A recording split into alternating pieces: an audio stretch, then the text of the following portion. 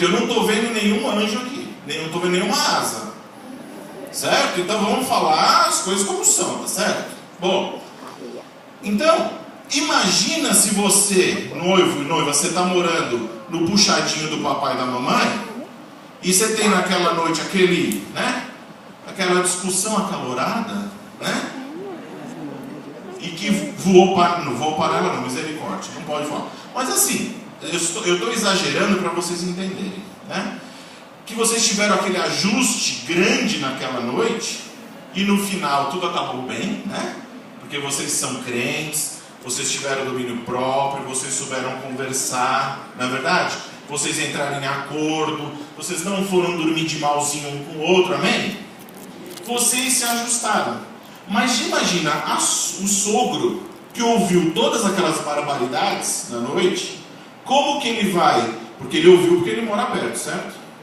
Como que ele vai encarar o genro no dia seguinte? Com uma cara boa? Ou ele vai falar assim, eu te pego, você espera sair de casa que você vai ver. Espera que você vai ver. Então, existe uma necessidade de um local onde o casal tem o seu tempo de ajuste. Eu gosto de também contar uma outra história que eu acho que ilustra bem isso. Imagine o seguinte, recém-casados, né?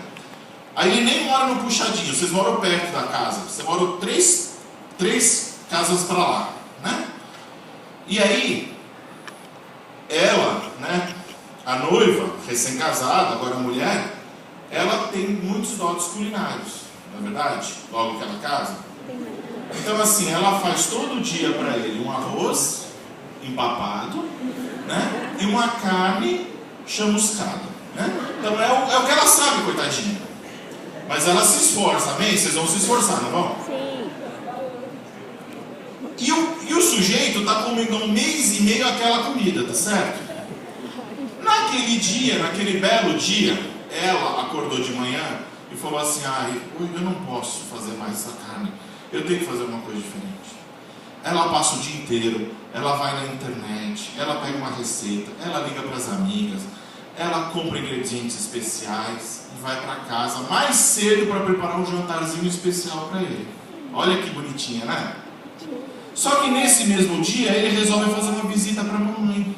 E afinal de contas mora perto, não é verdade? Então eu vou dar uma passadinha na mamãe antes de ir para casa. E por essas coincidências do destino, a mamãe fez naquele dia o prato que ele mais gosta. Coincidência, porque ela não sabia que ele era. Né? O coitado, ele está 1 mês e meio comendo arroz empapado e carne chamuscada. O que ele faz? Ele não come, ele se joga. Né? Ele se joga na panela. Certo? Ele sai com a comida por aqui, ó.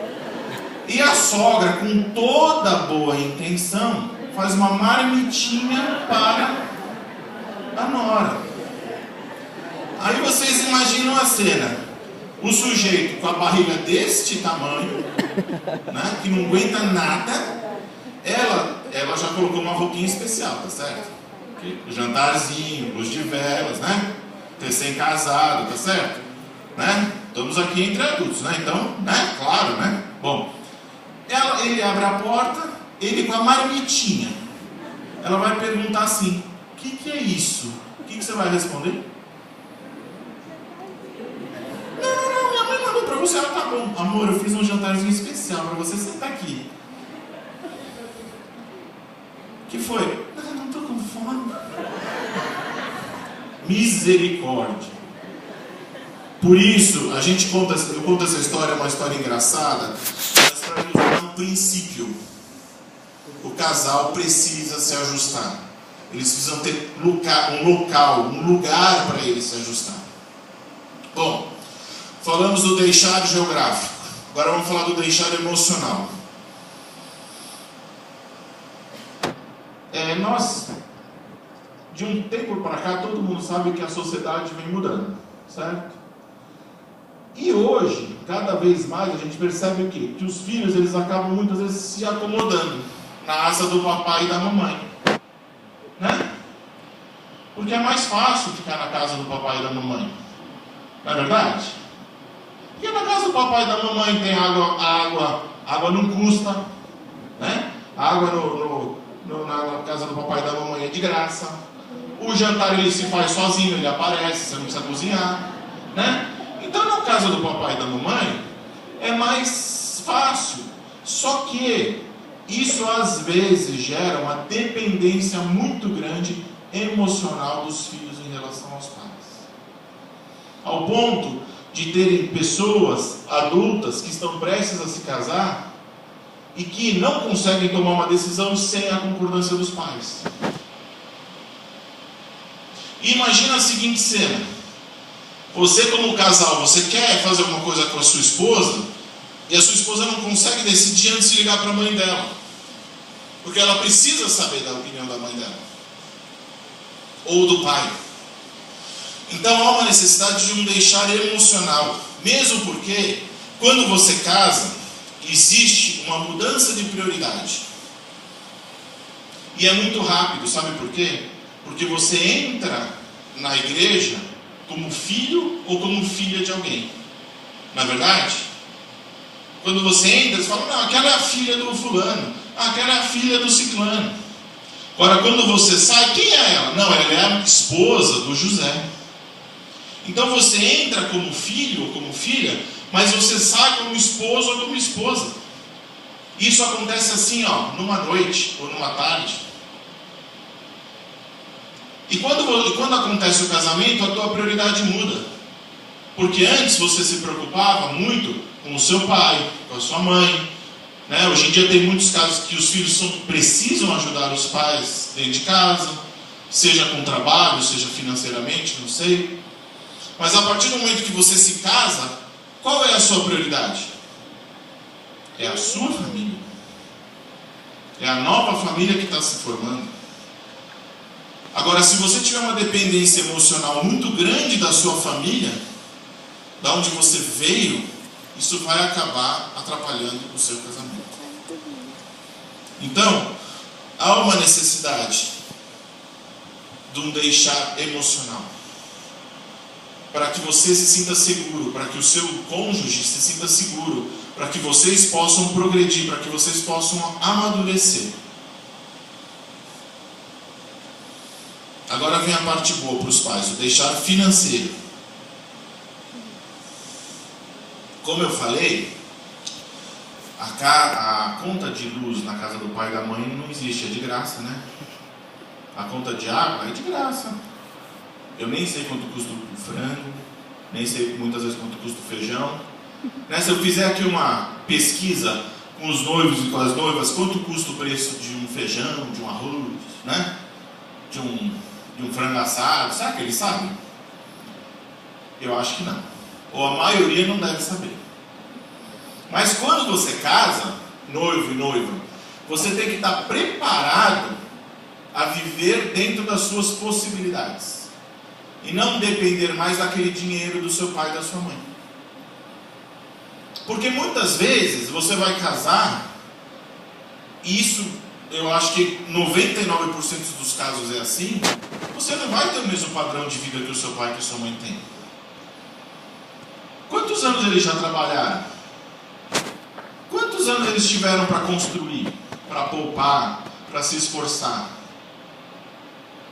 Agora tem noivo que ainda chega pra gente e ainda fala assim, não, eu não vou casar, porque se eu não puder colocar a mesma TV de 60 polegadas que meu pai tem, então não case. Meu filho, começa com uma de 30, 24, tá bom demais. E se não der também, vê no celular. Certo? Vê no celular. Porque qual é o problema de você começar a vida de uma maneira mais simples? O casal, ele precisa ter um orçamento dentro das suas possibilidades. E o pai e a mãe tem que parar com esse negócio de ai, tadinho, ai, coitadinha. Sabe por quê, pais? Porque vocês não são eternos. Sabia que vocês não são eternos? Um dia, pela lei natural das coisas, vocês vão ser promovidos, não é verdade? Promovidos para o céu, em nome de Jesus. Então um dia vocês vão faltar. E o casal, ele precisa andar com as próprias pernas. Isso vale tanto para o dinheiro, como para o lado emocional que eu falei agora há pouco. Porque imagina um casal, ou uma pessoa que depende emocionalmente dos pais, e a hora que o pai morre. Porque eu conheço casos de casamentos que a pessoa é mais casada com o pai do que com o cônjuge. Porque pede opinião para o pai, porque liga para o pai. Tudo é o pai. O marido é um ser que está lá de corpo presente. Então, o deixar financeiro é uma coisa bastante importante também. Casal de noivos, vocês têm que andar com as suas próprias pernas. Ah, mas não vai dar para morar no mesmo bairro que o papai e a mamãe. Não vai dar. Ah, mas o meu pai tem um carro, eu vou ter que andar de Mercedes, de ônibus. Vai andar de Mercedes. Tu não quer casar? Por que você não vai construir como eles construíram? Porque hoje tem uma geração de pessoas, né, que acham que tudo cai do céu. Eu vejo pela minha filha tem 9 anos, ela é capaz de chegar para mim, às vezes, e falar: papai, pega uma água para mim. Eu viro para ela e falei: Manuela, você tem 2 pernas e 2 braços, e eles funcionam, vai pegar você. Eu falei isso para ela hoje, na hora do almoço, porque é uma geração de pessoas que não estão acostumadas a buscar as coisas, acham que está tudo na mão. E não é assim, a vida não é assim. A vida é dura, é difícil construir, é difícil manter. E se o casal não se esforçar e não trabalhar junto, não vai conseguir. Mas olha que bênção. Todas essas dificuldades vão fazer o quê? Vão fazer com que o casal fique mais unido. É ou não é? E tem um outro princípio que diz aqui, em Eclesiastes 4:12. E se alguém prevalecer contra um, os 2 lhe resistirão, e o cordão de 3 dobras não se quebra tão depressa. Nós estamos falando aqui, no âmbito do casamento, dizendo que o cordão quem é? O marido, mais a mulher, mais Deus. Por que do deixar? Porque quando o casal tiver um aperto, ele tem que se apegar a quem? Ao Senhor. Porque não é um princípio que está escrito aqui, que o cordão de 3 dobras é mais forte? Então, casal de noivos, quando o bicho pegar, lembre-se disso. Que você, entendam bem o que eu vou falar, não quero agredir ninguém, mas entendam bem, vocês não dependem dos seus pais, vocês não dependem da educação, vocês dependem no final do Senhor. Em primeiro lugar do Senhor. A Bíblia diz que a gente tem que buscar primeiro as coisas de Deus e depois as demais coisas vos serão acrescentadas. Não é isso que diz a Bíblia? O casal precisa aprender a buscar do Senhor. Nas dificuldades que virão, em vez deles ficarem se batendo ou recorrerem a outras pessoas, eles precisam estar em acordo, andar juntos e lembrar que eles têm o Senhor e que Ele é o socorro. E isso só vai acontecer quando você, noivo e noiva, que vão se casar, vocês encararem de frente as situações. Não adianta esconder a sujeira por debaixo do tapete. A gente tem que aprender a enfrentar as situações. E quando não der para enfrentar, quando for muito difícil, nós temos a quem recorrer. Nós temos a quem recorrer. O mundo não tem a quem recorrer. Como o Rafael estava falando no começo, o mundo lá, as pessoas vão se aconselhar com os amigos, entre aspas, ou vão se aconselhar num livro, ou vão se aconselhar não sei aonde, em cartas, ou sei lá o que. Nós temos aonde nos apoiar, certo? Nós temos a rocha, e sobre ela nós temos que alicerçar o nosso casamento, e não sobre os nossos pais.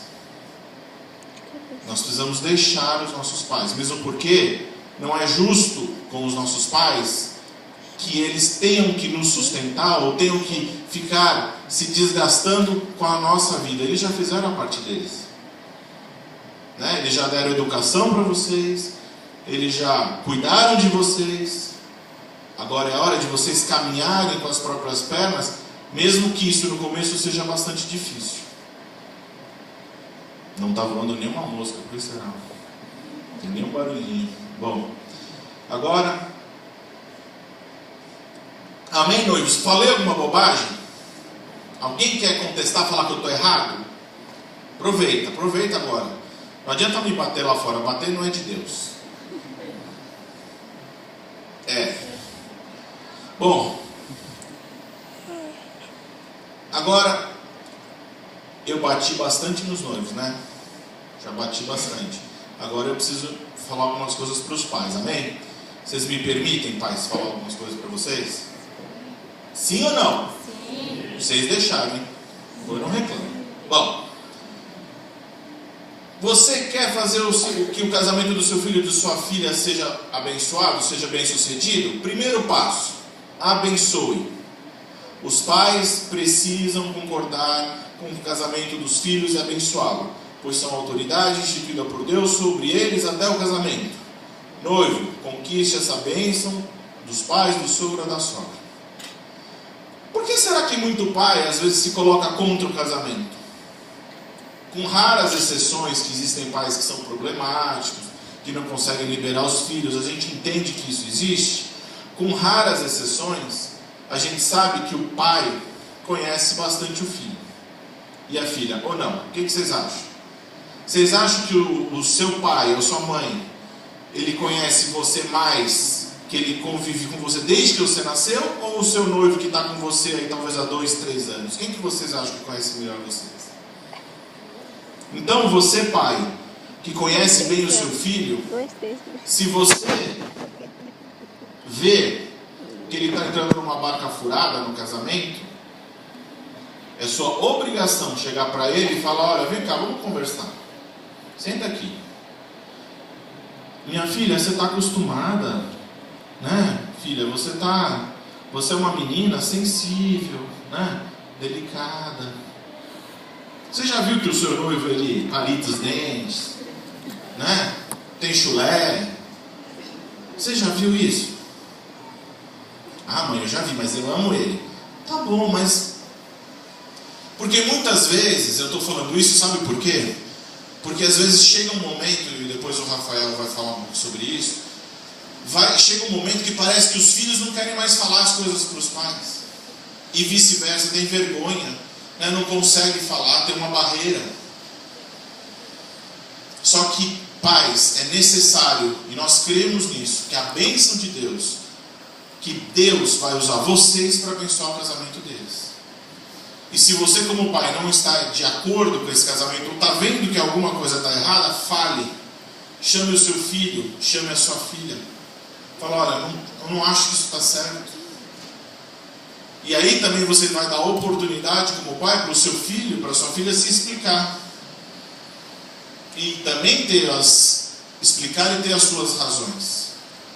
Mas, se você como pai está de acordo e crê que esse casamento é bênção na filha é bênção na vida do filho e da filha de vocês, abençoe. Não deixe de abençoar. Outra coisa. Os pais precisam tomar cuidado um pouco com isso aqui. Com o ninho vazio. Por quê? Porque às vezes acontece no casamento de que os pais eles têm que se esforçar tanto para criar os filhos, por uma série de motivos, sejam eles emocionais, psicológicos, financeiros, eu não sei, que às vezes quando os filhos saem de casa, parece que tem um vazio, e os pais precisam estar atentos a isso. E lá na Bíblia tem uma passagem que diz assim, né, Jesus respondeu e disse-lhe: qualquer que beber dessa água tornará a ter sede, mas aquele que beber da água que eu lhe der nunca terá sede, porque a água que eu lhe der se fará nele uma fonte de água que salte para a vida eterna. Outra passagem: porque Deus amou o mundo de tal maneira que deu seu Filho unigênito, para que todo aquele que nele crê não pereça, mas tenha a vida eterna. Por que eu estou falando nisso nessa tarde? Porque se você como pai, como mãe, está sentindo isso, que você vai, entre aspas, ter um problema, um vazio, que você orientou toda a sua vida para o seu filho, para criar o seu filho, criar a sua filha, nós já entendemos, nós já falamos que eles precisam deixar a casa dos pais. Eles precisam deixar o ninho deles. Agora, para que o ninho não fique vazio, nós temos ao Senhor. Porque como diz aqui essa palavra, aquele que beber dessa água, a água da vida, a água do Senhor, nunca mais terá sede. E Deus nos amou tanto, tanto, que deu seu Filho unigênito, para que todo que nele crê não pereça, mas tenha vida eterna. Se você como pai sente isso, ou está começando a sentir isso, lembre-se do Senhor. Lembre-se que quem beber dessa água nunca terá sede. E que pelo contrário, você vai começar uma nova vida, uma nova etapa na sua vida, como tantas outras, mas com coisas boas também, Que o seu filho não vai estar em casa, a sua filha não vai estar em casa, mas outras coisas virão. E se acontecer esse vazio, lembre-se do Senhor. Segundo passo do liberar dos pais: feche as brechas. Tem uma passagem lá em Êxodo 2:3 que diz: não podendo sua mãe aqui é a mãe de Moisés, aquela passagem de Moisés, não podendo sua mãe, porém, mais esconder a Moisés, tomou uma arca de juncos e a revestiu com barro e betume, e pondo nela o menino, a pôs nos juncos à margem do rio. O que nós estamos querendo dizer com isso? Nós estamos dizendo como é importante você, pai, você, mãe, cuidar para que o seu filho vá para o casamento sem coisas a resolver. Porque nós todos somos filhos. E nós sabemos o peso que tem uma palavra de um pai ou de uma mãe. É ou não é? Nós sabemos o peso de você ouvir às vezes uma crítica contundente de um pai ou de uma mãe. E você como pai, e nós somos imperfeitos como pais, eu sou imperfeito. Eu já errei tanto com os meus filhos. Eu olho para trás e falo para mim mesmo, mas como é que eu pude fazer isso? Eu não devia ter feito isso. Eu devia ter feito melhor. Eu tinha outra alternativa. Eu faço isso, eu tenho isso. E eu creio que esse é um sentimento de todo pai. Essa ansiedade de você querer acertar e às vezes você não acertar. Às vezes você errar. Só que quando a gente erra, a gente pode ter uma atitude diferente. A gente como pai, a gente pode chegar para o nosso filho e falar assim: olha, eu errei. Eu não devia ter falado isso para você. Olha, meu filho, lembra aquele dia que eu te falei que você era incapaz? Eu quero dizer que você não é incapaz. Eu quero dizer que você é capaz e que você vai conseguir. Ou aquele dia que você, mãe, no momento de nervosismo, chegou para sua filha e falou assim: essa minha filha não presta para nada mesmo, isso aí não vai dar em nada. Isso aí nunca vai conseguir ser uma boa dona de casa. Você, mãe, chegar para sua filha e falar assim: minha filha, você vai casar, você vai ser uma boa dona de casa sim. Você vai conseguir organizar o seu lar. Você vai conseguir construir uma família.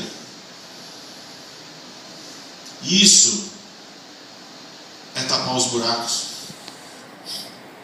Isso é chegar ali no caso do texto bíblico, no cesto que Moisés foi colocado para ir no rio. Se a mãe dele não tivesse tampado com betume, com piche, sei lá o que é isso, um asfalto, o que teria acontecido?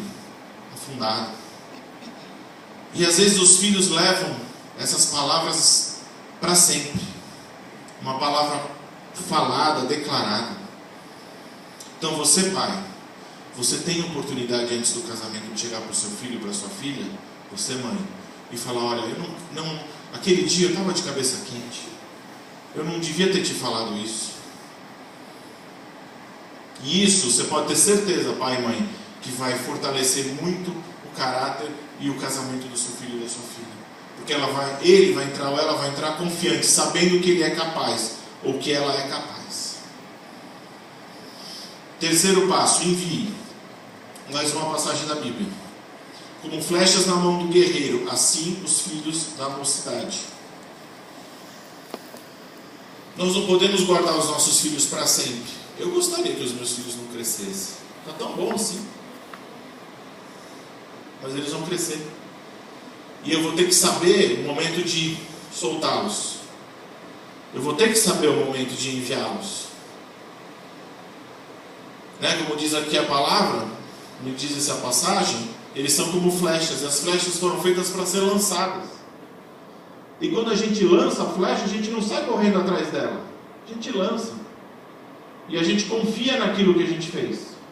A gente confia na educação que a gente deu. A gente confia nos princípios que a gente deu. A gente confia. A gente libera. A gente deixa eles. Quarto passo, não intervenha. Aconselhe sim se necessário e solicitado. Permita que o casal tenha suas próprias experiências rumo à maturidade. Quando o coração apertar, seja um intercessor e confie em Deus, porque todas as coisas contribuem para o bem daqueles que amam a Deus. Por que isso está escrito aqui? Porque todas as coisas contribuem. Às vezes, o casal recém-casado está passando por um momento de ajuste no casamento, e às vezes o pai ou a mãe, no afã, né, na vontade de ajudar, vai intervir, vai dar palpite. E isso não é a melhor coisa a fazer. A melhor coisa a fazer é deixar que o casal amadureça. Ah, mas eu não posso aconselhar? Claro que você pode. Se o seu filho te procurar, se sua filha te procurar, claro, vá, aconselhe, mas procure não intervir. Deixe que eles amadureçam, que eles tenham suas próprias experiências. Poxa, mas então o que eu faço? Vamos orar. Vamos interceder por eles, para que eles passem por esse momento, para que eles cresçam, para que eles amadureçam com essa situação e não venham a cometer esse erro novamente.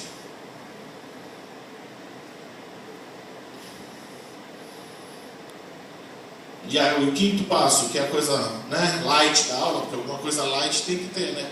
Depois de tanta paulada, né?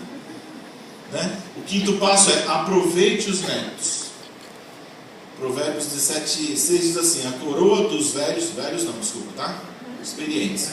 A coroa dos experientes são os filhos dos filhos, e a glória dos filhos são os pais. Amém? Noivo e noiva, avó e avô não educa. Amém? Amém. Amém, fraco. Avó e avó não educa. Amém? Amém. Avó e avô não educa. Sabe por quê? Porque quando eu levo meus filhos na casa da minha mãe, é bala, é sorvete, é bolo. O que você quer, filhinho? Aí chega lá, tem um almoço, né? Minha mãe, ela fez uma carne assada. Aí a Manuela chega para lá: vovó, eu tô com vontade de comer macarrão. O que a vovó faz? Macarrão. Lá em casa não tem isso, não. Lá em casa, se tiver dobradinha, vai comer dobradinha. Mas avô estraga, no bom sentido, né? Pastor Newton é um, né? Olha lá. Depois ele pode contar as passagens dos netos dele. A autoridade está sobre os pais, certo? Pai e que educa. E isso é razão de conflito entre o casal, sabia? Uma vez eu estava aconselhando um casal lá em casa, e eles estavam falando e tal, não sei o que. A gente, né, como conselheiro, fala de todos os assuntos e tal. Aí a gente perguntou para eles: e aí, quantos filhos vocês querem ter? Aí ela falou: 2. Ele falou: 2 também e tal. Legal. Aí eu perguntei: quem vai cuidar? Né? Ele não titubeou. Ele falou assim: não, a minha mãe no trabalho, ela pode cuidar. Ela virou para ele, a noiva virou para ele assim, ó, deu aquele olhar congelante e falou: como assim a sua mãe vai cuidar? Porque a avó não educa, não. Quem educa é pai e mãe. Amém? Amém. Não dá para terceirizar. E você, avô e avó, quando o seu neto for, você manda ele vir trocado, certo? Trocado, de banho tomado, faz a bagunça total na sua casa. Quando ele estiver sujo, todo, né, cansado, com fome não, né, mas estiver sujo, cansado, né, já tá chatinho, mãe, vem pegar o seu filho que, ó, acabou, hein? Agora é você que cuida da febre, né? Isso não quer dizer, veja bem, eu sempre falo as coisas exagerando um pouco, para que vocês entendam o princípio. É claro que os avós têm mais experiência, né? Sabem às vezes cuidar de uma criança recém-nascida, né? Podem participar. Eu não estou dizendo que eles não devem participar, certo? Porque senão vai alguém chegar lá fora e falar: o Felipe disse que avô e avó não pode cuidar. Eu não falei isso. Eu falei que eles não educam. Amém? Que eles não educam, não são responsáveis pela educação. Não dá para você ter filho e dar para o seu pai, para a sua mãe cuidar. É isso que eu estou falando. Mesmo porque eles não têm mais o pique. Porque uma criança de 4, 5 anos precisa ter pique, viu? Se não tiver pique, não aguenta não. Muito bem, acho que eu acabei. Acho que não, acabei. Amém. Alguém quer falar alguma coisa? Não, ótimo, Rafael.